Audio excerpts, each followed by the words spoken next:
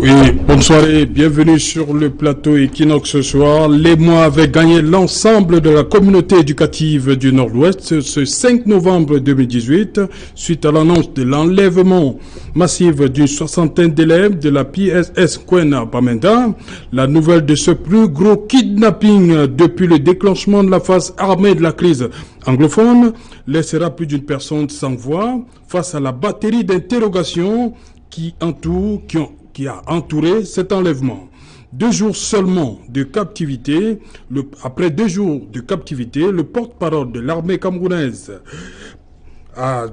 annonce la bonne nouvelle ce matin que tous les parents, amis, connaissances des 81 otages attendaient.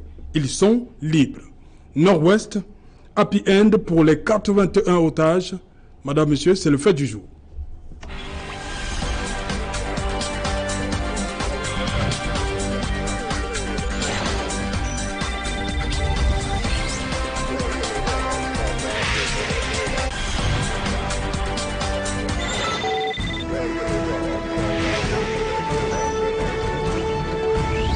Nord-Ouest, happy end pour les 81 otages de la PSS Kwena. Pour en parler, je suis avec Maître Simon Serge Kakak. Bonsoir Maître. Bonsoir Serge Alemoutou, bonsoir à tous les copanélistes et surtout bonsoir aux nombreux téléspectateurs de Equinox Télévision. Voilà. Vous êtes avocat au barreau du Cameroun. Bien entendu, oui. C'est bien cela, bienvenue. Sur ce plateau également, un autre avocat, Maître Roland Diou. Bonsoir. Bonsoir M. Serge Alemoutou, bonsoir à vos téléspectateurs et bonsoir à tous les copanélistes. Vous êtes également avocat au barreau du Cameroun, comme je l'ai dit. Tout bienvenue. Merci. Sur le plateau. Sur ce plateau aussi, André Luther Beka. Bonsoir. Bonsoir. Vous êtes... oui, allez-y. Je voulais dire bonsoir aussi à tous les téléspectateurs, à tous les militants du RDPC qui ont fêté avec l'IS les fastes hier la prestation de serment du président Paul Biya. C'est avec joie que je les ai retrouvés, c'est avec joie que je participe à cette émission. Ok. Vous êtes également sociologue. C'est exact. Ok. Sur ce plateau, pour la première fois, Franklin Sonné Bayen. Good evening, sir. Pleasure to be here. C'est ma première fois ici. Oui. Voilà, vous êtes journaliste. Bien sûr. C'est bien cela. Je commence avec vous. Déjà, comment vous avez accueilli cette nouvelle le 5 novembre 81 élèves et encadreurs confondus. Total, le plus gros kidnapping, on l'a appelé ainsi. Oui, c'est ça qui fait la différence. Le plus gros, mais ce n'est pas le premier kidnapping. Oui.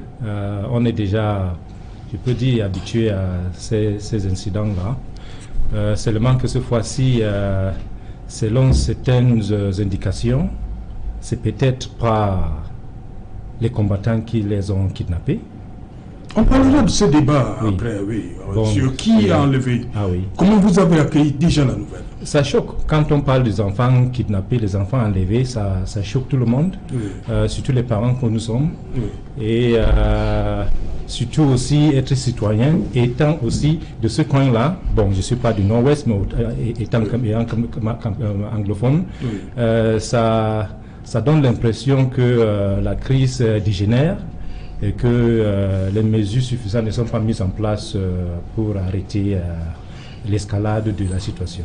Ok, je rappelle à Franklin, vous pouvez vous exprimer en anglais, en la Ça langue va? de Shakespeare, il n'y a Ça pas de va? problème. Je vais m'exprimer Bonsoir. quelquefois en anglais. Oui, il n'y a pas de problème. Oui. Vous faites comme... Je suis Il n'y flexible. a pas de problème. Maître Kakao, dites-moi, et vous, le 5 novembre, c'était un signal fort, on en a discuté sur ce plateau, un jour avant la prestation de serment. Ils ont voulu, ces personnes-là, ont voulu frapper, envoyer un signal fort. Je pense que c'est vraiment de ça qu'il est question. Moi, ce qui m'a surpris lorsque j'ai eu cette information, c'est que l'opération s'est effectuée en plein cœur de la ville de Bamenda, en Kwena, pour ceux Pour qui ceux qui connaissent connaissent la ville de Bamenda. Bamenda, ils savent que Kwena, c'est l'un des quartier chaud, hein? Un quartier chaud, Oui. au même titre que Commercial Avenue, au Oui. même titre que Ntarikon, et même les quartiers comme Mancon. C'est Oui. des quartiers quand même assez populaire de la ville de Bamenda. Donc, Mais avec le couvre-feu, est-ce que ça ne joue pas sur cet aspect que vous voulez mettre en non, justement, avant? je veux simplement faire observer que avec le couvre-feu, effectivement, on a Chacun chez l'impression, soi, non? on a l'impression que la ville est un peu plus sécurisée. Oui. Mais quand déjà on arrive à avoir ce genre de coup, en plein cœur de la ville, cela pose un problème. Et c'est justement pour ça que j'en suis arrivé à m'interroger sur la sécurité des populations de Bamenda. Parce que, en fait, si ça se fait à Bamenda, ça veut dire que dans les localités périphériques, c'est la situation plus grave. En fait, c'est ça ma première réaction. L'autre réaction maintenant, c'est que j'ai commencé à me poser des questions. Oui. Sur les auteurs de cet acte. C'est vrai que quelques temps après, j'ai eu dire que le gouvernement a déclaré que c'est les sécessionnistes qui ont fait le coup. Mais du coup, je me suis posé la question que vraiment si ça se fait en plein cœur de la ville de Bamenda, je ne suis pas sûr que les sécessionnistes peuvent aller jusqu'à kidnapper, je crois, une 80aine de personnes. Oui. C'est quand même assez énorme pour qu'on croie à cette version des faits. C'est pour ça que nous autres, nous sommes restés un peu perplexes, nous nous sommes interrogés et bon, heureusement qu'aujourd'hui, nous apprenons l'information qui est un peu plus rassurante, oui. Celle de la libération de ces otages. Mais moi, je continue à m'interroger sur les auteurs de cet acte. Maître Roland Diou, vous aussi, vous vous interrogez sur... Moi, je m'interroge. Les auteurs ? Moi, je ne m'interroge pas seulement sur les auteurs de cet acte. Je m'interroge aussi sur un certain nombre d'informations qui ne me semblent pas avoir filtré jusqu'ici. Parce que, voyez-vous, 81 personnes, c'est beaucoup. Oui. Et on ne peut pas déplacer 81 personnes comme ça sans nous dire après quand on les libère ou est-ce qu'on les a libérés. On ne peut pas imaginer qu'ils ont été... Le porte-parole Lamé dit qu'on les a retrouvés à Bafout. Oui, je veux dire que si on les a déplacés de Nkwen pour Bafout et qu'on les retrouve libérés à Bafout, ça veut dire qu'il y avait une logistique à ce niveau-là qui a pu contenir 81 personnes sans que personne ne s'en rende compte. Dans une situation, dans un contexte, comme mon confrère René l'indiquait tout à l'heure, il y a un couvre-feu, c'est-à-dire que les déplacements sont quand même filtrés. On a parlé de 4 heures du matin. Ça me fait penser à cet autre rapt, je dois dire ça comme ça, qui a eu lieu sur l'axe Bafoussam-Bamenda il y a quelques... On a justement dit, on a creusé. Ouais. Il y a quelques mois. On a plus de 2 heures. Tout à fait. Ça m'avait beaucoup surpris à l'époque qu'autant de temps puisse s'être écoulé sans qu'on ait vu l'intervention justement des forces de l'ordre qui sont supposées être en alerte. Et que justement du matériel assez lourd ait pu servir notamment à creuser une tranchée sur un axe assez fréquenté comme celui-là, sans que personne ne s'en rende vraiment compte. Donc, je ne suis pas songeur seulement par rapport à cet enlèvement, je suis songeur par rapport à tout le contexte qui est autour. Et une fois cela dit, on peut se réjouir du fait que cela se termine bien. Je veux dire que peu importe que ce soit une arrestation ou un enlèvement suspect, le plus important c'est que les parents qui ont vu leurs enfants enlevés soient rassurés par le fait qu'ils soient libérés aujourd'hui. Donc c'est un happy end qui nous rend nous aussi heureux, malgré les questions qu'on peut se poser. André Luther-Meka, qui avait intérêt à enlever ces personnes à la veille de prestation de serment de votre champion? Je vais d'abord m'acquitter d'un devoir, celui de remercier et d'apprécier à sa juste valeur le travail de l'État pour la sécurité des personnes. D'abord de remercier le commandant en chef de l'armée, le président Paul Biya, de remercier également son excellence Betty Assomon et de remercier le général René Claude Meka pour ce travail professionnel. Je me serais attendu que vous ayez posé le contexte qui a été dit par le colonel Badjek sur le fait que ces enfants ont été localisés par des écoutes téléphoniques au niveau de la Presbyterian Church et qu'ils ont été localisés et on a pu, n'est-ce pas, les neutraliser. Et je voudrais également dire ici que... Neutraliser les... Non, je dis on a pu, n'est-ce pas, localiser et retrouver, n'est-ce pas, les enfants. J'aimerais dire ici que je comprends effectivement la logique perfide et vicieuse, n'est-ce pas, de mes copanélistes qui voudraient entraîner les Camerounais, et comme cela a été fait depuis fort longtemps, sur la confusion des auteurs des actes. Je vais vous faire un peu un résumé. Lorsque les sécessionnistes ont commencé à brûler les maisons, on a dit que c'est l'État. Lorsque on a commencé, n'est-ce pas, à avoir, n'est-ce pas, des tiraillements, des guerres de tous les côtés, on a affiché, on a dit que c'est l'État. Lorsque le pasteur est mort, on a affiché, on a dit que l'État... Cette logique de confusion a un seul objectif, c'est de faire croire aux yeux du monde que nous sommes dans un État qui massacre sa population et d'appeler la communauté internationale au Cameroun. Je voudrais m'acquitter de ce devoir également, de rassurer les Camerounais qu'il s'agit d'une politique bien orchestrée par d'abord les sécessionnistes, en plus leurs complices qui sont des partis politiques, pour pouvoir, n'est-ce pas, démontrer que l'État est complice de tout ce qui se passe. Dès que je l'ai dit, je voudrais dire ici que l'État n'a pas intérêt, parce qu'il s'agit là, n'est-ce pas, d'un procès en sorcellerie, l'État, d'enlever ses enfants qui ne doivent pas à l'école, qui ne doivent pas aller à l'école, et de remettre également ces enfants à la société. Je crois que cette confusion que vous devez entretenir, non seulement les partis d'opposition, et certains hommes des médias qui relaient cela, fait partie d'un mauvais procès en sorcellerie. Je voudrais donc vous dire que moi, je n'ai pas été surpris de constater qu'il y a eu un enlèvement le 5 novembre, parce que l'objectif premier, il ne faut pas l'oublier, c'est effectivement de bloquer un certain nombre d'activités de l'État, notamment la prestation de serment. Et on voulait donc susciter les Camerounais à se lever, parce qu'effectivement, l'objectif était sur le soulèvement, mais malheureusement, le peuple n'a pas suivi, parce que le peuple connaît son agenda. Et je crois qu'aujourd'hui, je comprends que nous sommes devant un peuple mûr. Et c'est pour ça que le président Paul Biya a permis que les Camerounais puissent fêter en osmose, en synergie avec lui, parce et le président, vous avez vu le visage avenant et la fière allure du président qui fêtait les Camerounais, parce que les Camerounais sont mûrs, ils ont déjà compris cette manipulation. Et aujourd'hui, je viens encore vous dire sur ce plateau qu'il y a manipulation.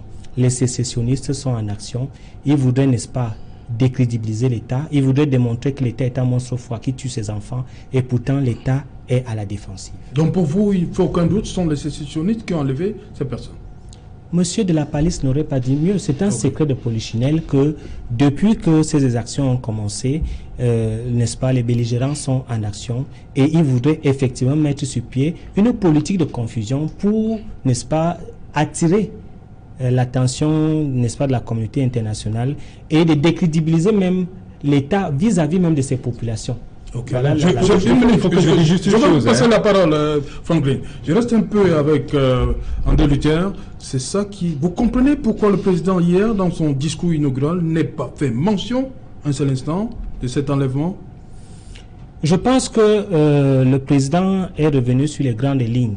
Il n'a pas... Mais ça fait 81 personnes, parmi lesquelles plus de 60 élèves, quand même. Oui. Le président a parlé de ça et il y a ce qu'on appelle en français le manifeste latent. Lorsqu'il a parlé de la crise du nord-ouest, du sud-ouest en demandant, n'est-ce pas, aux belligérants de déposer les armes, oui. C'est une allusion à... Ce n'est pas seulement les 81, parce que si on parle de 82 enfants, ce serait occulter tous les crimes qu'il y a eu tout au long, n'est-ce pas, de ces massacres. Donc en parlant de cela, il a globalisé tous ces problèmes-là lorsqu'il tend la main aux sécessionnistes. Et lorsque vous allez voir, il demande de déposer les armes. C'est en fait un président pondéré qui accepte qu'ils peuvent déposer les armes. Ils peuvent être réintégrés dans la société. Ok. Vous vous permettez, maître, d'abord Franklin? J'ai l'impression qu'il prend trop de responsabilités par rapport au gouvernement et le RDPC. Il peut bien être militant du parti engagé, mais il n'a pas la capacité de comprendre ce qui se passe dans l'appareil de l'État. Donc, faire l'apologie des actions gouvernementales, je pense qu'il assume trop des responsabilités qui le dépassent. Just to say this, and just to add again that, faire un constat n'est pas un appel.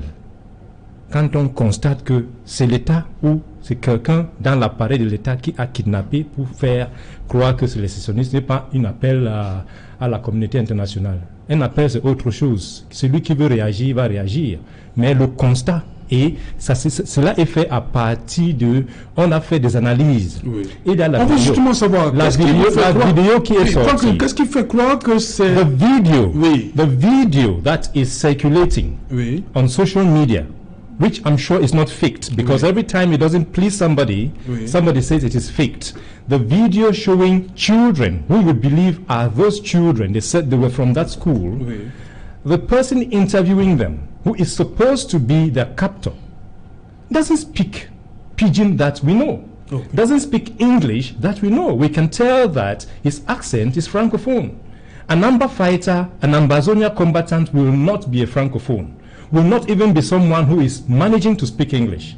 When he speaks Pidgin, because maybe some of them are not very educated, when he speaks English or Pidgin, you would know this is somebody from the Northwest or from the Southwest. You can tell when it's a Francophone who is struggling to speak English or Pidgin.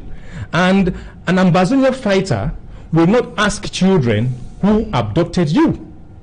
You can tell from everything that transpired on that video that it is stage managed to give an impression. Alain, if I have abducted you and you know I abducted you, I will not ask you who abducted you. So that the children are saying in the video, it is Amba boys who abducted us. If it's an Amba boy standing in front of you, he will not ask you who abducted you, and you will not tell him who abducted you. You will tell him that you abducted me. Okay. The whole drama was so badly staged that it looks very ridiculous. It was an amateur job. If it is someone given money at a high level to go and do it, he did not, like we know the way contracts are done, on Afesa Orabe. They have given the money to an amateur who has done a very poor job and has exposed the stupidity of the action. It was not done by the Amba boys. I am not an apologist from the Amba boys, but from the video I watched, and I will not act like him. I'm not an insider, but I am a journalist, and I can observe. I can look at something and tell when it is fake or real. That is a very poorly done job by whoever was assigned to do it, and they should reimburse the money to the government. Maître Kakak, Franklin dit que c'est l'accent qui trahit. Oui, en fait, moi, avant de revenir sur ce point précis, j'aimerais quand même faire observer que, personnellement, je suis très choqué quand chaque fois les acteurs politiques du RDPC cherchent toujours à cristalliser les connexions entre les sécessionnistes et les acteurs politiques de l'opposition. Je dois le dire ici de manière formelle. Vous avez vu, nous sortons là de la présidentielle. Il y avait 8 candidats de l'opposition. Et vous connaissez, vous avez eu le privilège de lire les projets de société de tous ces acteurs politiques de l'opposition. Personne n'est sécessionniste. Tous les gens qui ont eu à participer à cette compétition, permettez-moi cette expression, beaucoup, étaient des fédéralistes. Personne n'a fait l'apologie de la sécession. Personne ne soutient les sécessionnistes. Donc il faut que les gens le sachent. Donc je tiens d'abord à faire observer que nous, les acteurs politiques de l'opposition, nous n'avons jamais été pour la sécession du Cameroun. Première chose. Deuxième chose maintenant que je voulais faire observer à Martin Luther Mika. André Luther, permettez-moi l'expression. C'est que, en fait, nous avons suivi avec beaucoup d'attention hier le discours inaugural de son champion. Tous les Camerounais dignes de ce nom, et j'allais dire beaucoup d'acteurs de la communauté internationale l'avaient d'ailleurs suggéré. Tout le monde attendait un discours d'apaisement concernant la crise anglophone. Malheureusement, le sentiment général qu'on a eu à la fin du discours, c'est que le candidat déclaré élu, ou bien le président déclaré élu, est resté attaché à sa logique. C'est-à-dire, il est dans une option répressive, il est dans une option, j'allais dire, militaire, il ne faut pas peser les mots. Donc le vrai problème est le suivant. Lorsque vous choisissez cette voie, est-ce que vous pouvez imaginer les conséquences qui peuvent advenir? Donc, c'est pour dire que lorsque l'État choisit la voie de l'option militaire, lorsque l'État choisit la voie de la guerre, il y a toutes sortes de situations qui peuvent arriver et les choses peuvent aller dans tous les sens. Donc aujourd'hui, tout le monde qui est assez éclairé dans ce pays comprend quand même que lorsque nous faisons le décryptage de la situation que nous venons de vivre, c'est une situation qui nous laisse songeant. On en vient à se demander qui effectivement a commis cet acte. Et comme l'a si bien relevé Franklin tout à l'heure, il y a ce qu'on appelle chez nous en droit les indices. Je passe sur le complot de mon jeune confrère. Il y a ce qu'on appelle les indices. Lorsqu'il y a un acte de cette nature, faisceau d'indices, on commence à analyser les indices. Les indices peuvent devenir par la suite des preuves. Mais vraiment de Dieu, comme l'a si bien relevé Franklin, si nous analysons les indices que nous avons, on a quand même cette vidéo, on a quand même l'impression que ce n'est pas les gens qui parlent exclusivement anglais. Ça veut dire qu'il y avait des francophones dans la bande. C'est-à-dire, il y avait dans les francophones parmi les gens qui ont commis l'acte. Et cela peut amener l'opinion publique à tirer des conclusions, dans le sens que ce n'est pas forcément les sécessionnistes qui ont posé l'acte. Donc, de mon point de vue, je pense que on va beau épiloguer sur la nature ou alors, comment dirais-je, l'identité des auteurs. Mais pour moi, le problème essentiel demeure. Maintenant, on a libéré les enfants. C'est très bien. Tous les parents ont applaudi. Tous les Camerounais en sont arrivés à applaudir. Mais quelle sera la suite? Parce qu'on peut libérer ces enfants aujourd'hui, demain on va kidnapper d'autres personnes. Ça veut dire que nous sommes dans un cycle infernal. Aujourd'hui, donc, moi je pense que le moment est venu pour que le président, nouvellement réélu, essaie de saisir les taureaux par les cornes. Et nous pensons de notre point de vue que la solution n'est pas militaire. Vous avez vu dernièrement, ça c'est pas là que je vais sortir, le président Macron lui a envoyé une lettre confidentielle de félicitations. Bon, on peut l'accepter. Mais lorsque nous lisons cette lettre, le président Macron lui dit clairement que la France est prédisposée à l'accompagner dans le règlement politique. Parce qu'il ne faut pas qu'on se leurre. Cette crise demeure une crise politique. Ça fait 2 ans que ça dure, ça fait déjà plus de 2 ans. C'est une crise politique.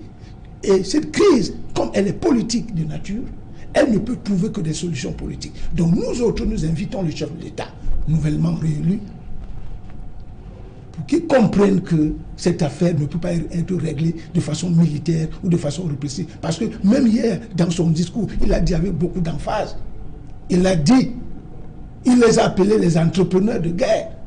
Et que ces entrepreneurs de guerre se rassurent qu'ils vont trouver la rigueur de la loi devant eux. Et naturellement, ils vont trouver la détermination de l'armée camerounaise. Nous pensons que ce n'est pas la meilleure option. L'option pour trouver une solution à cette crise, l'option pour sortir définitivement de l'auberge, c'est une option politique. Donc, ce que nous autres nous attendons, ce que les Camerounais attendent, c'est la convocation d'un dialogue politique qui va nous permettre de nous asseoir autour d'une table et, j'allais dire, trouver des solutions définitives à ce problème. Ouais, je crois que ça commence par la conférence générale anglophone du 21 novembre. Maître Roland Diouf, dites-moi, qui a véritablement, qui a intérêt à enlever, qui avait intérêt à enlever ces 81 personnes? C'était dans quel but? Avant peut-être de répondre à votre question, peut-être vous allez me permettre de faire une petite réaction à la suite de mon confrère aîné. Pour dire que la stratégie des communicants du RDPC qui consiste toutes les fois qu'il y a un acte comme celui-là qui peut interpeller la conscience nationale, d'associer tout ce qui est maléfique aux partis politiques de l'opposition, me rappelle qu'il y avait dans ce pays en 1966 des lois qui condamnaient ce qu'on avait appelé la subversion.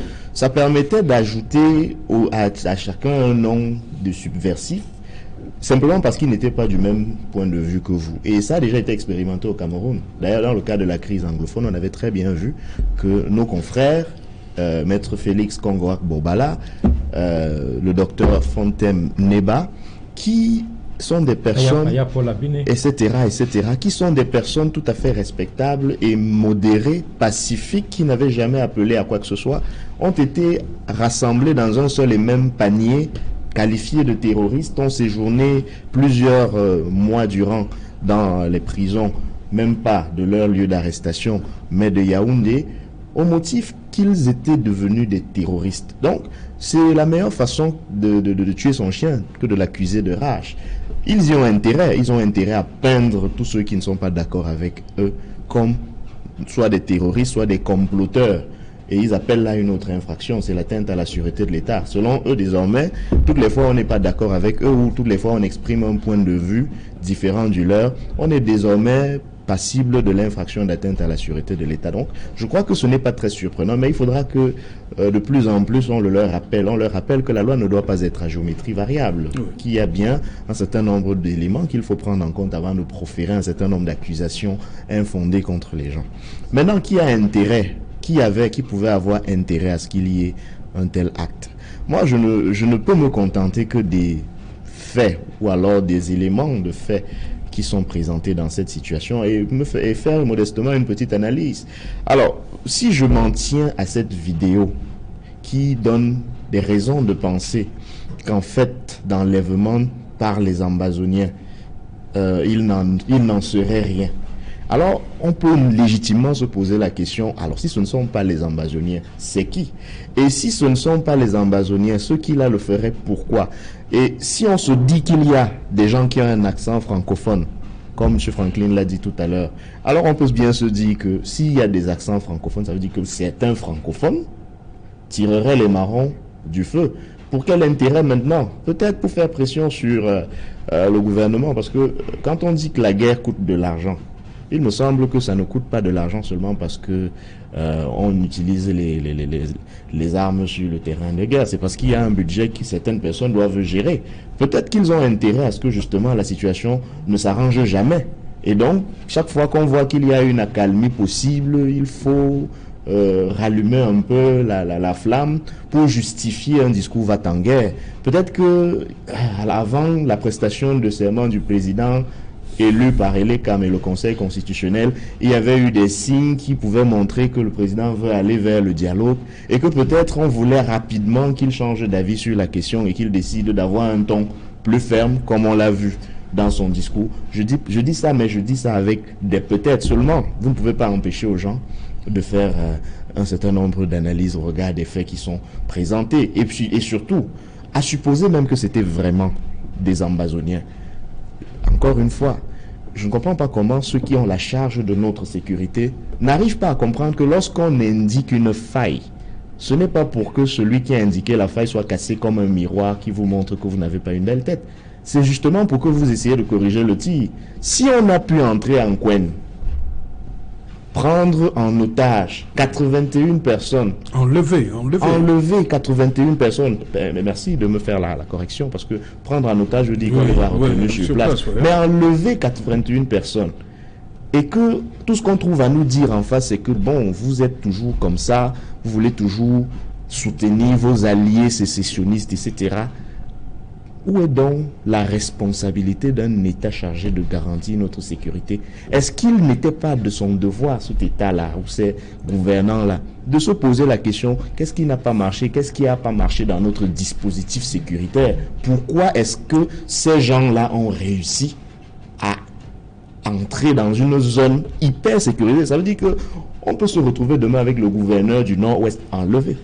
Je ne connais pas très bien la ville de Bamenda, mais de ce qui nous en a été dit, on ne connaît pas une zone isolée. C'est-à-dire que si on peut enlever 81 personnes en Kwen, ça veut dire qu'on peut enlever le gouverneur du Nord-Ouest.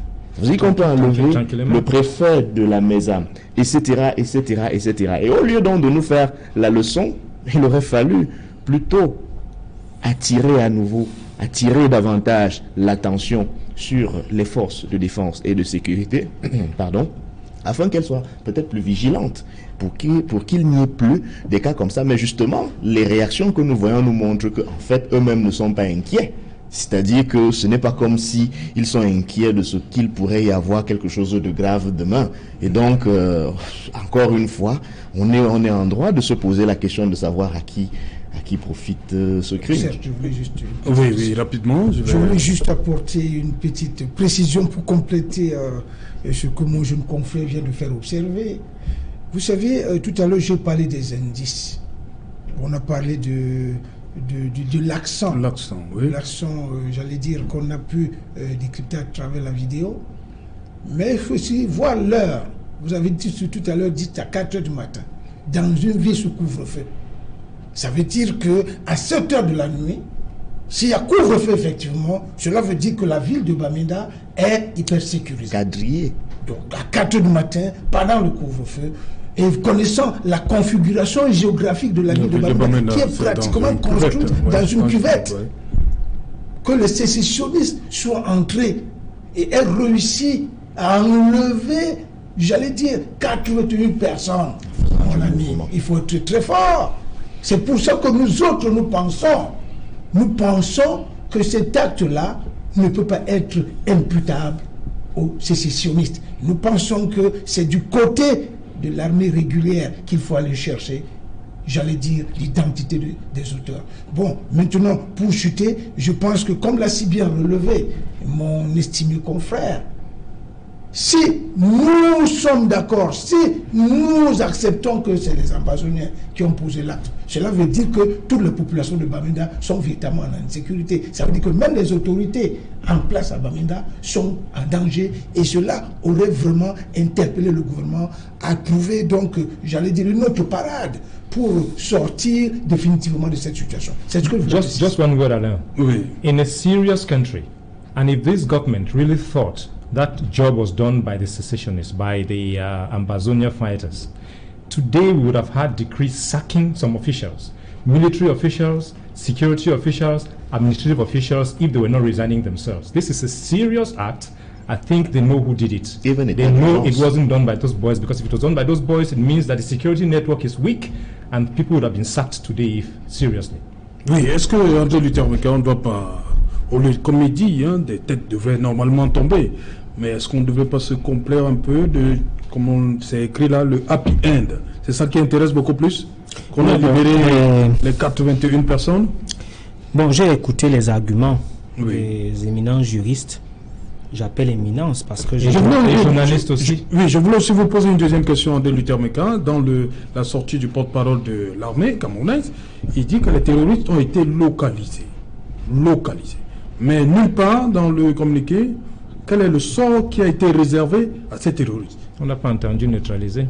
Bien, je disais donc que j'étais de disance que j'ai suivi les arguments des éminents juristes. Je dis éminence parce que je leur prête la présomption de connaissance de leur science. Il semble que vous n'avez pas compétence. Non. Bon, si vous le dites. Mais ce que je voudrais dire, c'est que le véritable problème, moi je ne suis pas venu faire de la politique ici aujourd'hui, je suis venu dire la vérité aux Camerounais. Et la vérité aux Camerounais, c'est effectivement de dire qu'il y a une philosophie de confusion. Et je vais continuer dans cette philosophie de confusion en prenant leur propre exemple. Ils disent qu'ils ne sont pas sûrs que ce sont les Ambazoniens. Ça veut dire qu'ils connaissent les Ambazoniens. Mais moi, je vais vous dire que il est difficile de connaître les Ambazoniens parce qu'effectivement, ce sont des gens dont on ne maîtrise pas l'identité. Certains ont dit des mots assez sophistiqués de guerre asymétrique, c'est-à-dire que même l'Ambazonien peut être parmi nous sans qu'on le connaisse. La différence, je vais faire un parallélisme avec Boko Haram et la crise sociopolitique au nord-ouest, au sud-ouest. C'est que effectivement, au grand nord du Cameroun, la population s'est mêlée à la lutte, ce qui faisait que il était difficile, n'est-ce pas, à ce corps de belligérants d'infiltrer la population. Ils étaient rapidement démasqués. C'est pas le même schéma au nord-ouest, au sud-ouest, parce qu'effectivement, toute société hypocrite par rapport à elle-même contribue à ce qu'effectivement qu'il y ait des infiltrés qui puissent être dans la ville et qui facilement peuvent être aidés à déporter, n'est-ce pas, les gens qui sont enlevés. Et c'est ça la difficulté. Et cette difficulté, effectivement, elle est basée sur une logique qui est une doctrine. Nous qui faisons dans les études de la dérive sectaire, c'est l'enrôlement, le lavage de cerveau, qui démontre effectivement à toutes ces populations que tout ce combat qui est fait est grâce, n'est-ce pas, pour leurs enfants. Et parce qu'effectivement, ils sont en train de défendre leur histoire, ils sont en train de défendre leur richesse. Quand on parle de crise sociopolitique, moi je parle de crise, n'est-ce pas, pétrolifère, parce que ces richesses, effectivement, veulent être autonomisées dans leur gestion. Et c'est pour ça que toute la population, n'est-ce pas, du nord-ouest, beaucoup plus du nord-ouest que du sud-ouest, est engagée dans cette bataille. Il devient donc évident. No, that's not true. You haven't done a study. You cannot make that kind of sweeping statement to say the northwest is more committed to this struggle than the southwest. Let it be until you can produce results of a study. C'est la stratégie du diviser pour mieux régner, en fait. Oui. I am from the southwest. Oui, vous permettez. I am not Ambazonian, but I have complete sympathies. I have complete sympathies for the cause of those who want change in favor of the plight of Anglophones. I can stand for it anytime, anywhere. I am not. If I was in the bush, I would not be here, and I'm not in the bush. But I am committed to the struggle for the rights of Anglophones. I am from the southwest region, my brother. Ok. Vous continuez donc, André Luther Meka. Je peux. Oui, allez-y. Okay, merci. Donc, il devient donc très évident que, avec une facilité écœurante, qu'on puisse effectivement enlever ces enfants avec la complicité des populations. Et comme vous pouvez le constater, il n'y a pas une identification de qui est en base. Vous avez regardé cette vidéo, André Luther? Oui, j'ai tout regardé. Vous êtes d'avis avec Franklin? Mais pour moi, tous ces arguments qu'il donne, j'ai envie de rigoler. J'ai envie de rigoler parce que, effectivement, même ce sont des professionnels, contrairement à ce qu'ils pensent. Puisque je vous ai dit, lorsque j'ai pris la parole ici. Que les combattants sont des professionnels? Non, je dis ceux qui ont enlevé sont des professionnels. C'est des professionnels? Oui, puisque tu disais que ce ne sont pas des professionnels. Donc les combattants là sont des professionnels? Je suis donc en train de dire que ce sont des professionnels parce que, effectivement, la méthode a changé. Aujourd'hui, on veut faire croire que c'est les francophones. Et effectivement, ça peut être un francophone, puisque nous savons, nous sommes informés, que ce n'est même pas les enfants, les fils du terroir qui combattent. Ils recrutent des mercenaires partout en Afrique, on le sait. Donc, il peut effectivement avoir un scénario, digne d'un film de polar, où on peut effectivement faire parler et prendre un francophone et lui permettre de faire cela pour qu'on pense effectivement que c'est l'État, puisque eux, ils ont ciblé la personne qu'ils disent que c'est lui qui a fait ça. Et ils ne veulent pas seulement parler, ils l'ont ciblé parce que, et je vais vous le dire, et c'est avec aise que je vais dire ça aux Camerounais, parce qu'ils veulent faire sauter ce ministre. Ils pensent que c'est en faisant des coups pareils, mal montés, avec des arguments bidons, qu'on peut faire sauter un patriote comme ce ministre-là. Moi, je le dis aux Camerounais, c'est mal monté tout ça. Ce sont des belligérants qui ont décidé effectivement d'enlever ces enfants en pensant qu'on va bloquer la prestation de serment, en pensant que la mobilisation qui est recherchée des Camerounais pour bloquer l'État, pour bloquer la société va avoir lieu parce que effectivement quand on prend les enfants, on prend les parents et cela allait prendre, n'est-ce pas, un mouvement institutionnel. Malheureusement, le rendez-vous a raté. Et le rendez-vous a raté aujourd'hui, on est en train de cibler, n'est-ce pas, quelqu'un dans l'État, on est en train de cibler un ministre, ce qui est purement faux. Donc, chers amis, chers frères, c'est un travail de professionnel. Lorsque quelqu'un parle du pidgin, il parle même un peu du français. Moi, je dis c'est un professionnel. On n'a pas parlé de français, il a parlé le pidgin avec un accent francophone. Oui, bon, c'est vous qui êtes, je ne sais pas, vous avez fait la phonétique pour connaître si c'est l'accent francophone, l'accent anglophone. Au moins, vous constatez quand je parle le français que je suis anglophone. L'accent breton, l'accent normand. André Luther, il dit une chose, il dit que lorsque lui parle français, vous sentez que ce n'est pas un francophone. Parce que quand moi je parle français, je ne peux pas aussi être américain. Non, là je constate que vous êtes en train de jouer. Et comment vous pouvez constater que l'autre n'est pas en train de jouer? C'est des arguments bidons. Ok. Oui, Maître Diou. Au-delà de la caricature qui vient d'être faite, qui prouve bien que ce que M. Franklin disait a du sens et peut être fondé, parce que vous avez bien fait vous-même de choisir un certain accent qui a tout de suite fait la différence avec l'accent que vous avez utilisé 5 secondes plus tôt. Donc, on peut identifier un accent. Sans revenir vraiment là-dessus, il reste la question de savoir effectivement si, comme vous le dites, il y a des gens tapis dans l'ombre qui voudraient faire sauter un ministre. Si effectivement c'est de ça qu'il est question. Alors, ça veut dire que leur plan n'était voué qu'à la réussite. Ça veut dire que justement, il n'y avait aucune manière d'empêcher que ça ne se fasse. Ça veut dire que, comme nous l'avons dit précédemment, les autres copanélistes avec moi, qu'on est désormais en situation d'insécurité totale. Si des gens peuvent avoir pour plan de faire sauter un ministre en créant un rapt de grande envergure en plein cœur d'une zone hyper sécurisée de Bamenda et réussir, alors dites-vous bien que personne n'est plus en sécurité dans cette région-là et peut-être au-delà. Donc, en essayant toutes les fois de vouloir jeter l'opprobre sur les autres, sans regarder de votre propre côté ce qui a lieu de corriger, vous ne faites qu'amplifier les suspicions qui pèsent sur une telle opération. Et vous n'allez pas me convaincre, vous n'allez vraiment pas me convaincre que le fait que 81 personnes soient enlevées en plein Bamenda, impunément, c'est parce qu'il y a des complicités dans la ville de Bamenda. Et je crois que c'est même assez grave de le dire. Pardonnez-moi. Pardonnez-moi pour la première fois de vous imputer un propos. C'est grave de le dire parce que vous jetez désormais à la vindicte populaire la population de Bamenda.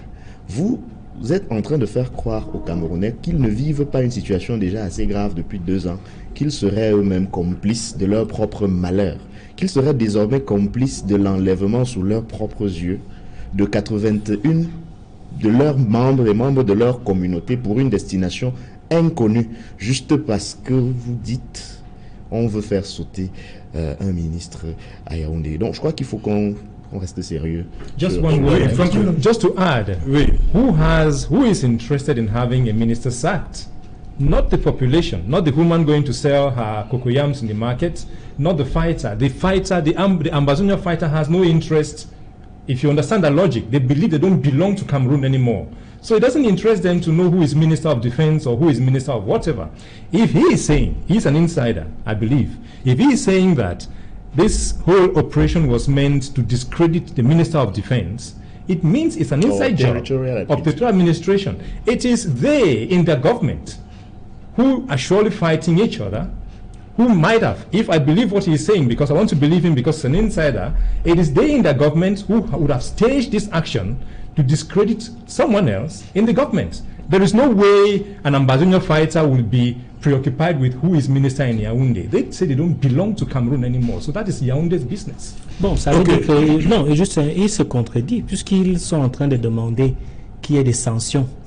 J'ai bien compris. Non, parce que quand j'ai bien compris.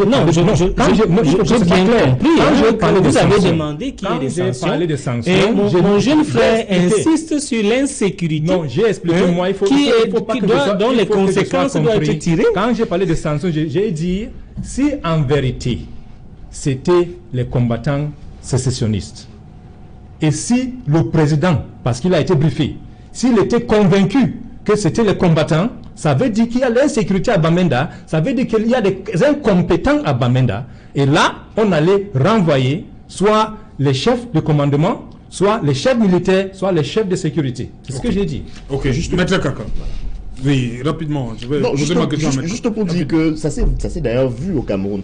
J'ai un frère à moi, un ami très proche, qui était décédé dans l'extrême nord du Cameroun à cause de Boko Haram. Et à cette époque-là, justement, la dite attaque, l'attaque qui lui avait coûté la vie, avait laissé sur le carreau un certain nombre de responsables militaires dans l'extrême nord. Il y avait même une réorganisation du dispositif militaire et sécuritaire dans la région de Fotokol, de Kousséri et de Fotokol, à la suite de cette attaque-là, justement parce qu'on avait tiré les conséquences de cette mauvaise organisation de l'armée qui avait fait perdre à notre pays de valeureux hommes. Donc, il faut bien que M. Meka sache que on est en train de faire des analyses.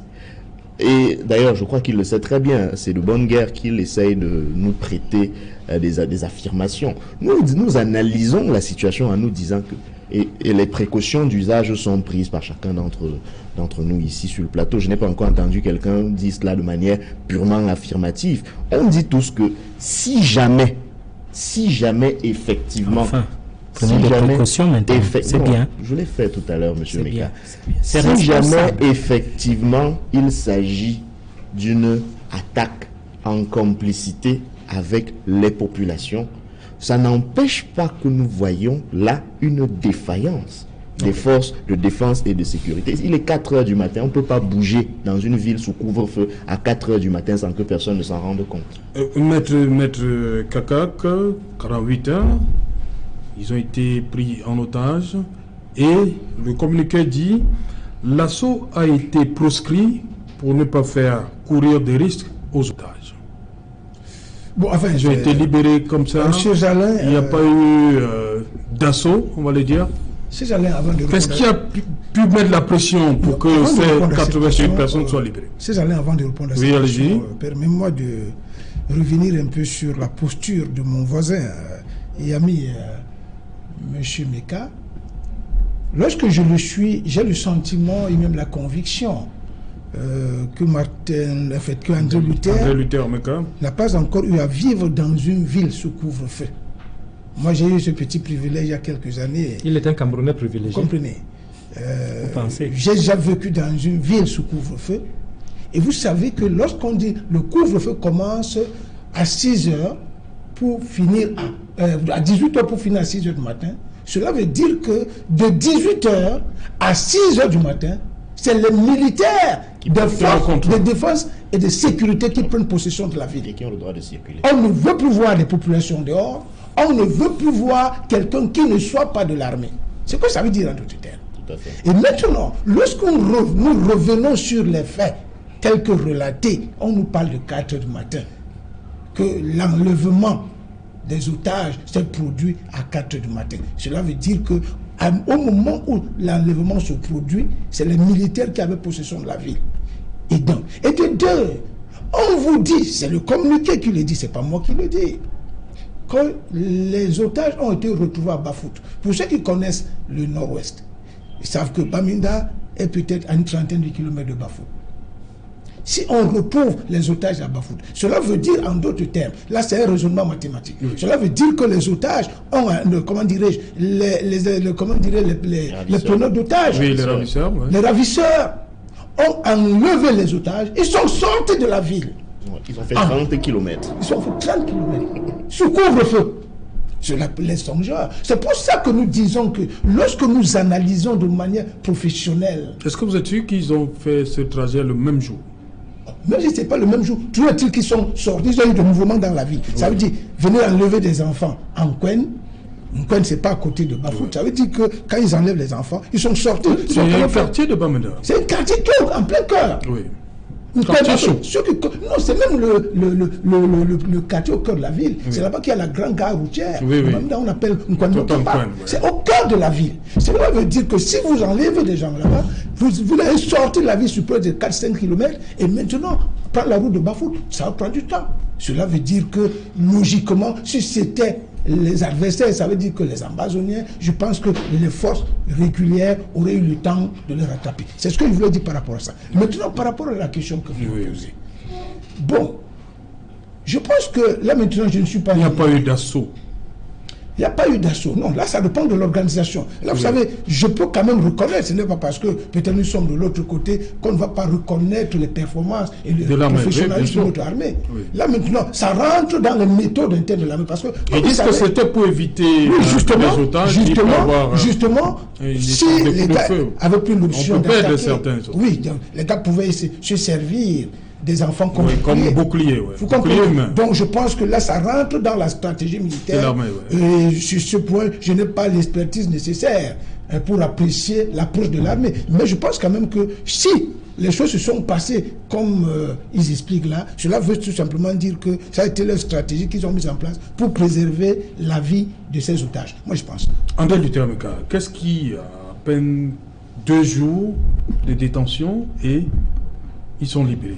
Mais la pression est venue d'où? Mais je crois que lorsque les Camerounais, des jeunes Camerounais sont enlevés, c'est l'État qui est en branle, et l'État était en branle, ils travaillaient, même s'il n'y a pas eu assez de tapage, parce qu'effectivement, ce qu'on peut féliciter dans ce genre d'opération, c'est qu'il n'y a pas eu de tapage, et le résultat est arrivé sans tapage. Et je crois que dans le communiqué, ils ont expliqué qu'ils ont localisé avec les écoutes téléphoniques, et vous avez dit tout à l'heure qu'il n'y a pas eu d'assaut pour ne pas permettre à ce qu'il y ait des pertes en vie humaine. Donc ça veut dire qu'ils étaient tracés. Ils étaient tracés, on a pu les tracer. Mais en même temps, le communiqué ne dit pas quel sort est réservé, puisqu'ils sont tracés. Ça veut dire qu'on sait où ils se trouvent. Oui, mais vous n'allez pas... je crois que Maître Kaka... Est-ce qu'ils ont été neutralisés? Maître Kaka a dit quelque chose. Maître Kaka a dit quelque chose, c'est-à-dire qu'il y a des méthodes. On ne va pas faire des communiqués pour dire que bon, ils sont à tel niveau, nous allons les localiser, ainsi de suite. Il y a des méthodes. Est-ce que vous saviez d'abord qu'ils étaient localisés par écoute téléphonique? Non, je crois que c'est un travail de professionnel qui est en train d'être fait. Et moi, je m'attendais à ce que le plateau félicite ce travail de professionnel, parce que lorsque vous entendez le communiqué qui a été fait avec cette localisation... Non, la thématique est claire, hein? Happy End pour les 80. Oui, bien sûr, bon, c'est la thématique qui le dit, mais ici, on tend, n'est-ce pas, à chercher les coupables. Il faut, parce que vous savez, le peuple camerounais est bien... les présumés coupables. Hein? Bon, mais... présumé coupable. Il faut qu'on soit rigoureux sur la sémantique. Oui, ben, vous êtes rigoureux quand il s'agit de sémantique, mais quand il faut cibler des gens, vous n'êtes plus rigoureux. Donc, ce que je veux dire, c'est quoi? C'est que ce qui est important, déjà, c'est de féliciter ce travail de professionnel. Parce que quand j'ai lu ce communiqué, je me suis dit, il y a eu un travail de professionnel qui a été fait. Déjà, il fallait les localiser, analyser les écoutes téléphoniques et pouvoir, n'est-ce pas, récupérer les enfants sans qu'il y ait des pertes en vie humaine. Je crois que cela est à féliciter. Et puis, je crois que l'enlèvement a eu lieu le 5 novembre, n'est-ce pas, et le recouvrement on les a retrouvés tôt ce matin. Voilà. Ça fait à peine 2 jours, Oui. je crois. Oui. Donc, c'est chapeau. Je crois que c'est un travail de professionnel de l'armée qui a été fait. C'est pour ça que j'ai commencé cette émission à féliciter d'abord le chef suprême des armées et le ministre de la Défense et le ministre de l'administration territoriale et, n'est-ce pas, le général René-Claude Meka qui ont fait un travail de professionnel. Franklin, est-ce que les enfants ne peuvent pas être exploités comme l'expression consacrée? Exploité dans quel sens? C'est-à-dire qu'ils Non, donnent en des fait, informations sur le lieu et tout ça. Bien sûr. Même peut-être identifier les personnes Voilà. qui les ont captées. Parce qui que les ont 81 enlevées. personnes, vous Et pensez que moi, je me les dis- personnes auront le même langage? Non, pas du tout. Pas du Personne tout. ne voudra Non, pas du lâcher tout. le mot? C'est vrai que d'abord, il faut que je concède ça. Le fait qu'ils ont identifié des parents, pour certains là où ils travaillent, peut-être on les a imposé le silence pour protéger les parents. Oui. Pour protéger les parents. Mais moi, je me dis, je rentre encore dans l'argument qui aura fait ce travail. Oui. Parce que si Qui on a, profite ça? oui, si on a localisé. Donc, quand moi, envahisseur, Oui. quand on me localise, je décide d'abandonner. Est-ce que je sais même comment localiser? Ok. Franklin, Qu'est-ce qui est devenu de ces gens-là Ok. après la localisation? Ok, merci. On en reparle après. Bonne soirée à vous. Bon, Cédric, bonsoir. Bonsoir Serge Alain, bonsoir à vos invités. Voilà, le 20h, c'est dans un instant 2 ou 3 escales qui vont meubler cette édition du 20h que vous allez une fois de plus présenter pour nous. Nous reviendrons sur les circonstances encore floues de la libération de ces enfants, jeunes élèves qui ont été enlevés il y a 2 jours dans un collège confessionnel presbytérien à Bamenda et qui ont été libérés très tôt ce matin avec la réaction du gouvernement, notamment le ministère de la Défense, mais aussi le ton ferme des États-Unis au regard de l'aggravation de la crise anglophone. Les États-Unis qui appellent les différentes parties engagées dans ce conflit à également ouvrir un dialogue sans conditions préalables. Nous en parlerons ce soir. Nous continuerons de décrypter le discours d'investiture de Paul Biya, notamment les orientations économiques des experts qui ont du mal, au regard de l'absence des statistiques, mais aussi des projections claires, de voir l'horizon s'éclaircir pour l'émergence économique du Cameroun. Et juste après cette prestation de serment de Paul Biya, ils sont déjà nombreux, des jeunes doctorants titulaires d'un PhD qui ont manifesté ce matin devant le ministère de l'Enseignement supérieur pour rappeler au chef de l'État une promesse faite depuis février 2018, celle de leur recrutement au sein de la fonction publique. Jusqu'ici, ce dossier piétine. C'est l'enquête du 20h à suivre dans quelques instants. Voilà, madame, monsieur, développement de tous ces titres, c'est dans le 20h de Cédric Noufélé. Quant à moi, je vous retrouve après pour le débrief, toujours en compagnie de mes 4 invités.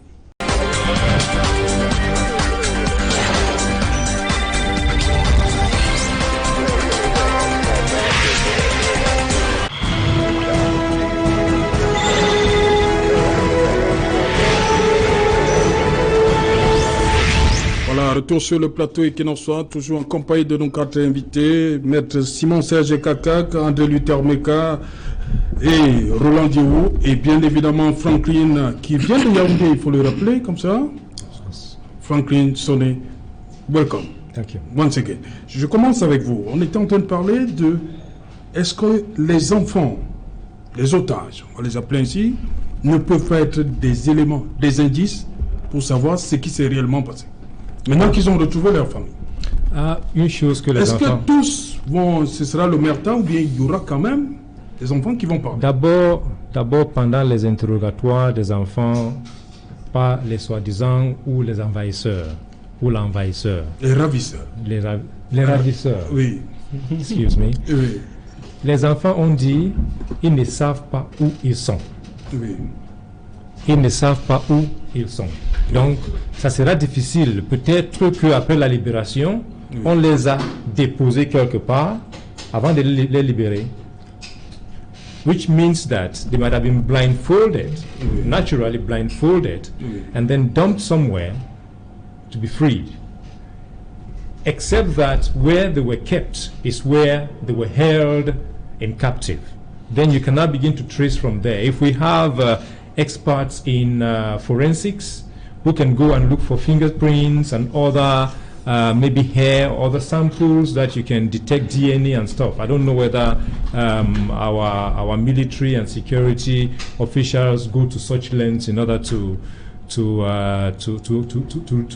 determine who is in charge.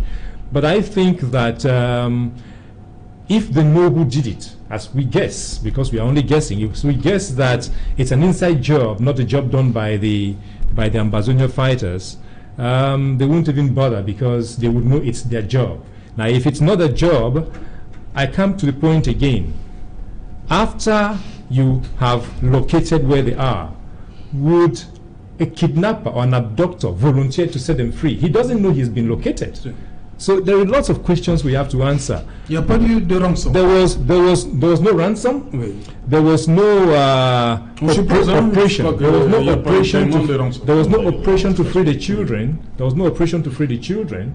The pretext, as we understand from the government communique, was to limit the damage, because if there was going to be an operation to free the children, the fighters, the abductors might have used them as a human shield. So maybe clever thing to do, not go the armed way, okay? But if it is true that the people were located, the captors and their hostages were located where they were, why did the abductors abandon them?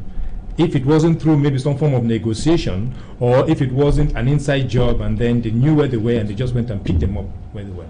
Ok, Maître Kaka, on ne parle même pas de rançon, hein? Non, en fait, 48 heures. Bon, en fait, ces gens-là, les choses sont allées trop vite. Évitons d'aller très vite en besogne. On ne maîtrise pas les contours de la stratégie qui a été mise en place par les forces de défense et de sécurité pour la libération de ces enfants. Mais moi, ce qui m'a quand même impressionné, ce qui m'a intéressé, lorsque j'ai vu les images, je me suis rendu compte que ce n'est pas des enfants à très bas âge, des grands garçons. J'ai vu là beaucoup de grands garçons. Des enfants de Form 5. Form 5. Dans 5e. Seconde. Form 5. Ok. Vous voyez donc que c'est les enfants de seconde. Entre 14 ans et 16 ans. Entre 14 ans, 16 ans, 17 ans même en fait. Ce qui revient à dire que je pense que ces enfants, pour le peu qu'ils soient bien exploités, ils vont certainement permettre aux enquêteurs de cerner, j'allais dire, tout le contour de ce qui s'est passé. Parce qu'aujourd'hui, on s'est posé des questions ici autour de ce plateau.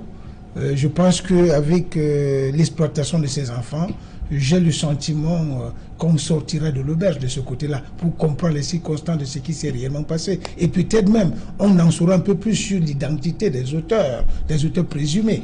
Vous comprenez? Bon, je pense que ça, c'est un aspect aussi qu'il fallait cristalliser.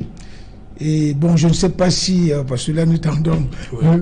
bon, je peux aussi profiter de l'occasion pour dire un mot sur l'intervention ou alors la suggestion du département d'État américain. Oui, on va. Vous permettez que les autres disent d'abord nous. D'accord. On y arrive. Donc, pour chuter, je voulais simplement dire que je pense que la maturité de ces enfants va certainement aider les enquêteurs pour en savoir un peu plus sur ce qui s'est réellement passé. Voilà, Maître Roland Diwo, vous pensez la même chose? Évidemment. Que les enfants peuvent être un début. Tout à fait. Nous pensons que ces personnes, ces élèves...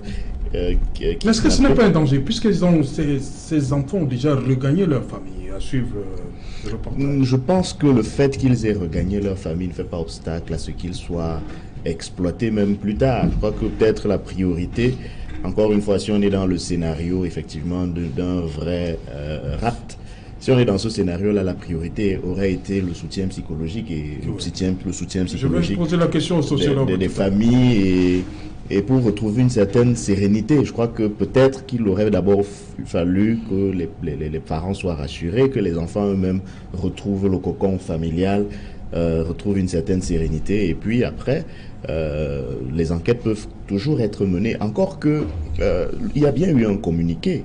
Et le communiqué a donné quand même un certain nombre d'indices. Il aurait pu donner un peu plus. Peut-être que, comme mon confrère René l'a dit tout à l'heure... Le porte-parole dit qu'il y a des informations supplémentaires, elles vont être mises à la disposition des médias et du... Oui, je ne m'arrête pas à ce qui est dit dans le communiqué du porte-parole. Je dis que le porte-parole aurait pu par exemple, nous en dire un peu plus. Peut-être qu'on ne nous en a pas dit plus par pure stratégie militaire. Moi, je n'en sais trop rien. Donc, je veux bien croire que les enquêtes seront menées et qu'elles seront menées en exploitant toutes les sources d'informations que cette occasion peut nous donner pour connaître le fin mot de cette histoire. Voilà ce que je peux dire. Voilà, André Luther-Meka, sociologue maintenant, dans quel état d'esprit peuvent se trouver et les parents et les enfants? L'école continue. Est-ce qu'ils peuvent, c'est une semaine qu'on doit oublier, ils peuvent reprendre les cours normalement lundi? Non, je crois que la meilleure des choses... Même la société, le regard même de la société. Parce qu'on a vu certains ils savent déjà qu'il faut cacher le visage.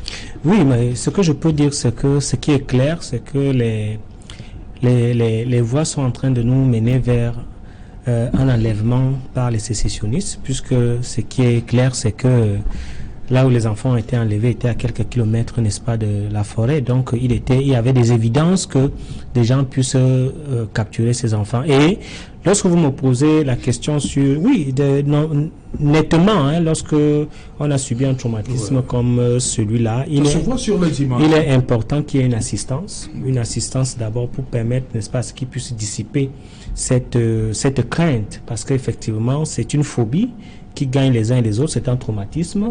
Et ce traumatisme-là peut-être, n'est-ce pas, s'implémenter dans le fait de la crainte de l'autre, n'est-ce pas, de la crainte même, n'est-ce pas, de la société. À chaque moment, on peut toujours avoir peur de l'autre, qu'il peut y avoir un deuxième coup, un deuxième enlèvement. Donc, il faut d'abord les rassurer, essayer, n'est-ce pas, de les accompagner. Donc, il faut nettement une assistance. Et je crois que pour des enfants de cet âge, c'est important. Et c'est d'autant plus important qu'il faudrait aussi les protéger, parce que je crois que nettement la technique policière devrait aussi exploiter ces enfants pour un certain nombre, n'est-ce pas, de questions sur la démarche, il se trouve comment on les traitait et ainsi de suite. Et je crois que le communiqué aussi a parlé des écoutes téléphoniques, donc je me dis que le gros même de la pièce devait être joué dans ce qui a été dit dans ces écoutes téléphoniques. Donc, moi, je suis très optimiste par rapport à l'issue de façon générale de cette crise, parce que, comme vous avez pu le constater, le président Paul Biya a donné une détermination à pouvoir, n'est-ce pas, juguler la crise. Et pour ceux qui pensent que c'est l'option militaire, ça n'a jamais été seulement l'option militaire. C'est le bâton et la carotte, comme le grand berger, c'est-à-dire que de l'autre côté, il y a le dialogue, et de l'autre, puisque les autres ont les armes, il faudrait effectivement que les Camerounais soient protégés. Sinon, on va laisser, n'est-ce pas, à ce que des sécessionnistes puissent envahir la ville. Donc, il faut toujours sécuriser avec les armes. Donc, je suis très optimiste par rapport à l'issue, n'est-ce pas, de cette crise. Et comme tous les Camerounais, je prône le dialogue. Mais il ne peut pas avoir dialogue, on le dit incessamment, sans que les armes ne soient déposées. Donc il faudrait que le chef d'État a demandé à ce qu'on dépose les armes. Et c'est une façon pour lui de dire qu'il est pour l'option de la paix. Ok. Oui. Maître Kaka, je sais que vous avez envie de parler de ce deuxième arrêt. Il y a eu, on va le dire comme ça, un dommage collatéral. Il y a le pasteur américain qui est mort. Est-ce que c'est ça qui amène les départements d'État américains à faire cette sortie, on va le dire comme ça, aujourd'hui? Oui, je pense qu'après, brièvement, les belligérants. Oui, je pense que c'est le langage diplomatique, lorsque vous parlez de l'interpellation des belligérants.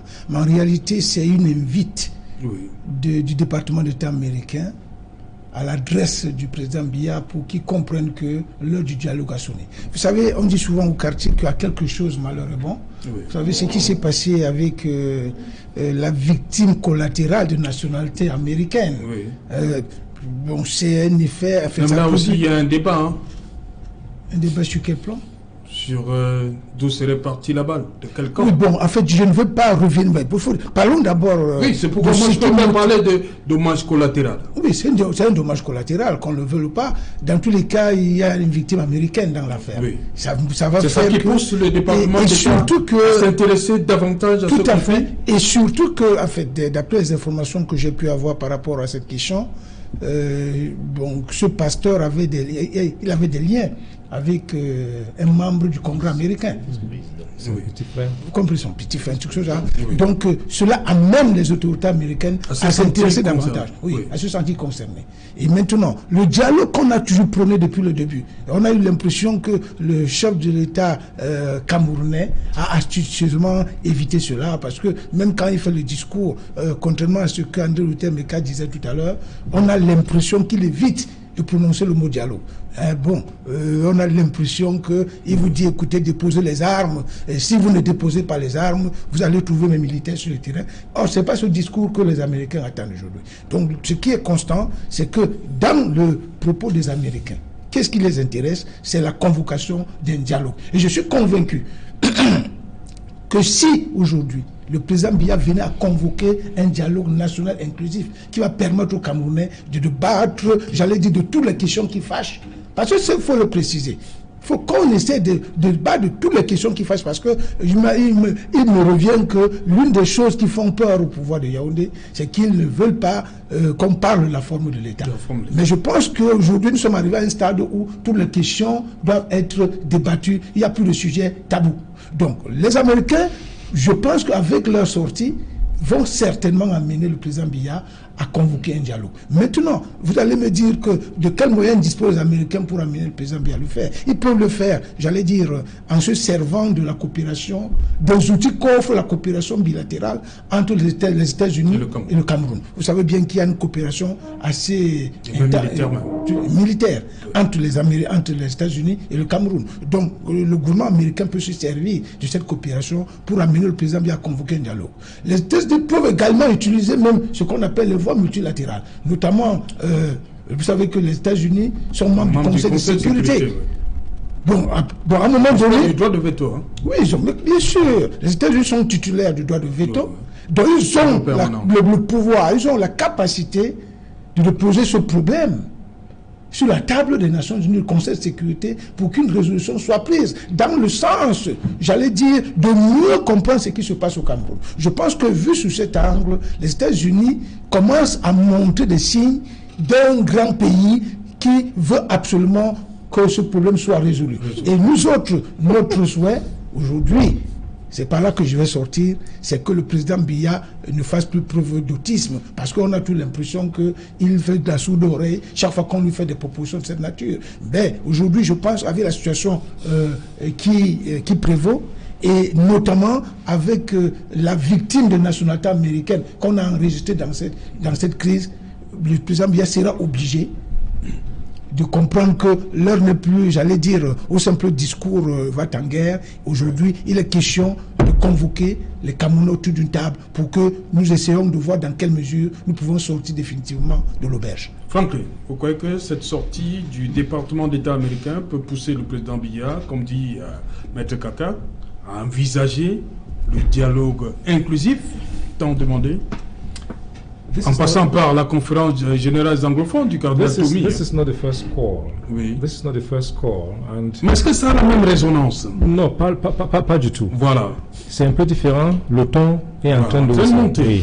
Et je vais demander, c'est parce que le pasteur est mort? C'est ça qui pousse? No, you cannot neglect that. That should be a factor, because the pastor is the younger brother, is a member of the Indiana State Congress. Donc, il est député de l'État de l'Indiana. And when this happened, the state issued a statement expressing concerns about his death and expressing the wish that there could be some useful dialogue, meaningful dialogue in Cameroon to solve this problem. So I know that this has had an influence on the outing of the United States government. But one thing we should know is it's no longer a unipolar world. It's no longer a world run by the United States of America. In the 1990s, we could have expected this. After the fall of the Soviet Union, that the U.S. had all the powers to do whatever it wanted to do. Russia is coming back, but especially China.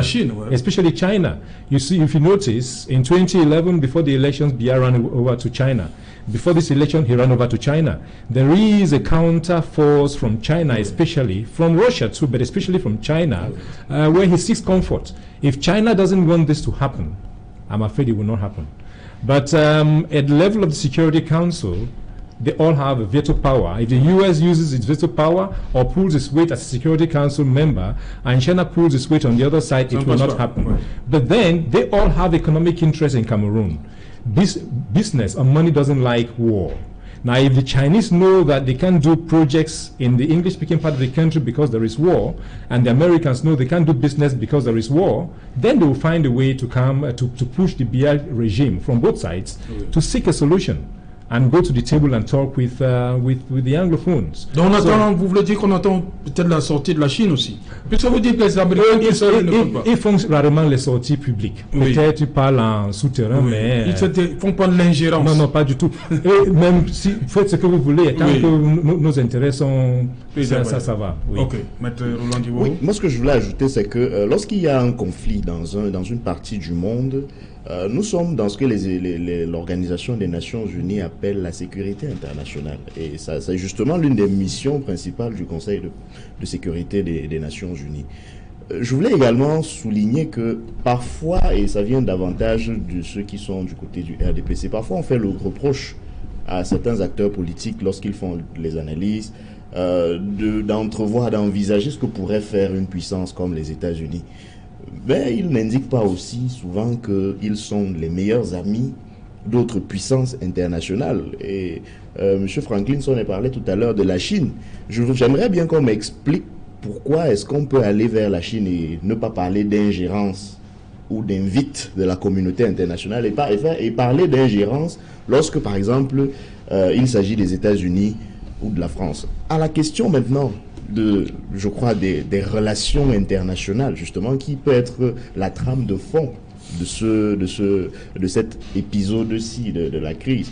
Moi, je crois qu'il faut dire que l'autisme de nos dirigeants est, de mon point de vue, la principale cause qui peut faire que les puissances internationales s'invitent dans un conflit qui n'est pas à la base le leur. Parce qu'effectivement, ils ont tous des intérêts au Cameroun. Et je ne crois pas que la France soit en reste. Parce que d'ailleurs, la correspondance confidentielle que le président français, M. Emmanuel Macron, a envoyée au chef de l'État camerounais, elle aussi a bien indiqué la voie vers laquelle elle souhaitait que son allié camerounais aille, c'est-à-dire la voie d'un dialogue. Donc, si la question devait se poser au niveau du Conseil de sécurité des Nations Unies, entre les 5 membres permanents, alors on pourrait déjà commencer à faire le décompte. On pourrait dire que voilà la France qui invite au dialogue. L'Angleterre s'est alignée sur la position américaine pour demander le dit dialogue. La Chine a une position officielle qui dit qu'elle ne s'ingère pas. Ça ne veut pas dire qu'elle va forcément user de son veto, elle peut s'abstenir, comme elle a souvent fait sur certaines questions internationales. De la même manière, la Russie aussi. Et en souterrain, tout cela peut avoir pour trame de fond le fait qu'on se dise, on a tous des intérêts dans ce pays d'Afrique centrale, au cœur du golfe de Guinée, c'est-à-dire une position assez stratégique. On a tous intérêt à ce qu'il y ait la paix. Et donc, même si nous soutenons, même si nous avons pour allier, par exemple, si je dois prendre le cas d'une puissance comme la France, même si nous avons pour allier le chef de l'État proclamé, il est dans l'intérêt même de nos affaires dans ce pays-là qu'il y ait la paix. Donc, du point de vue de la sécurité internationale, on peut effectivement envisager un certain nombre de choses du fait, et là je m'inspire de ce que mon confrère aîné vient de dire, Maître Kakak, les dégâts collatéraux peuvent avoir été ici quelque chose de mal qui finalement peut créer le mal pour un bien. Peut créer le déclic. Je ne dirais pas le bien peut-être, mais créer une sorte de déclic parce que ça fait quand même plus de 2 ans. C'est la résolution de la crise. Bien entendu, mais prêtez-moi autre chose, pas les mots. Il y a qu'une situation perdure au Cameroun depuis plus de 2 ans. Ouais. On aura beau dire que les problèmes se résolvent entre nous. Mais ça fait 2 ans que ce problème n'arrive pas à trouver une solution locale entre nous, entre Camerounais. Et ce n'est pas faute d'avoir essayé. Ce n'est pas faute d'avoir appelé au dialogue. Et je fais remarquer, je fais le rappel selon lequel aujourd'hui, on parle peut-être de la position des États-Unis d'Amérique ou des autres puissances. Mais je rappelle que le secrétaire général des Nations Unies, M. Antonio Gutiérrez, était au Cameroun. Il était au Cameroun, il a rencontré le chef de l'État. Et il a rencontré le chef de l'État à l'époque, c'était justement sur la question de la crise anglophone et il était question de l'inviter au dialogue, exactement comme l'avait fait avant M. Gutiérrez, le secrétaire général du Commonwealth, exactement comme l'avait fait Mme Michaël Jean, à l'époque secrétaire général de la francophonie, sur la même question de la crise anglophone, c'est-à-dire inviter toutes les parties, davantage celles qui tiennent les rênes du pouvoir, à un dialogue inclusif et à un dialogue profond sur des questions essentielles. Et la question de la forme de l'État est l'une de ces questions essentielles. La question de la nature du problème. Parce que quand j'ai écouté le discours du président de la République proclamé hier, il a indiqué qu'il s'agissait de revendications corporatistes. On a le sentiment qu'on insiste du côté du gouvernement pour faire la sourde oreille. On insiste du côté du gouvernement pour faire comme s'il ne s'agit, dans ce cas-là, de la crise anglophone, que d'une revendication corporatiste. Pourtant, tout le monde sait. Non, il dit que c'est parti de... Non, justement, il dit que parti d'une revendication corporatiste, les entrepreneurs de la guerre, vous voyez, il part de la revendication corporatiste pour sauter le palier politique, pour tomber à la guerre. Donc, on veut exprès et éluder le cas de la dimension politique de la crise qui sévit dans le nord-ouest du Sud. Alors que, de mon point de vue et du point de vue de beaucoup d'autres personnes, la crise est éminemment politique. En plus, le corporatiste de cette crise, je crois, de mon point de vue, est un débat collatéral. C'est les effets collatéraux d'une situation politique qui rejaillissent sur, par exemple, la corporation des avocats de culture anglo-saxonne, qui rejaillit sur la corporation des enseignants et des étudiants de cette culture-là, parce qu'ils estiment que leur problème en tant que communauté n'est pas réglé dans l'architecture institutionnelle de notre pays. Et donc, pour résoudre les problèmes des avocats issus de cette entité-là, il est important de commencer par résoudre le problème de fond qui, lui, est politique, simplement parce que une fois qu'on aura résolu le problème politiquement, les conséquences positives de cette résolution-là vont rejaillir sur le bien-être des corporations, des enseignants, des avocats, des étudiants, etc., etc. Ok, merci. Le mot de la fin? Non, bon. Quelques secondes, on arrive au terme. Oui, ben, vous avez donné près de 10 minutes. Bon, en fait, il y a une imposture. La première imposture, c'est de créer le chaos en pensant qu'on va faire une conférence nationale et de pouvoir récupérer cette... Pas de dialogue inclusif. Non, je suis en train d'expliquer au Camerounais parce que les intellectuels sont les manipulateurs d'esprit. Donc, le dialogue inclusif, en fait, c'est quoi? C'est comme si quelqu'un vient sonner chez vous et vous recevez tout le quartier. Donc, en fait, c'est de ça que sont en quoi ça dérange que les Camerounais parlent des problèmes? Non, en fait, je suis en train de vous démontrer aux Camerounais que il y a une complicité tacite dans tout cela, c'est-à-dire qu'on crée un problème pour que, en fait, on puisse mettre sur la table la conférence nationale et, n'est-ce pas, le problème des institutions. Je suis donc en train de dire que, pour ce qui est... Bon, ok, bon, ça va. No, just to say that the British High Committee, the British government, the Cameroon Tribune said they congratulated the government of Cameroon. If you read that statement entirely, it is a call to dialogue. Number two, UN agencies are coming to Cameroon progressively, and it means that the international community represented by the UN is coming here very soon. Ok, merci. Merci. On arrive au terme, Maître Kakak. Madame, Monsieur, c'est ici que prend fin ce numéro de Equinox Soir. Rendez-vous demain, 19h. Rediffusion, 23h GMT. Il sera minuit à Magnémen, Kopé Monengouma. Nous sommes dans la région du Sud-Ouest.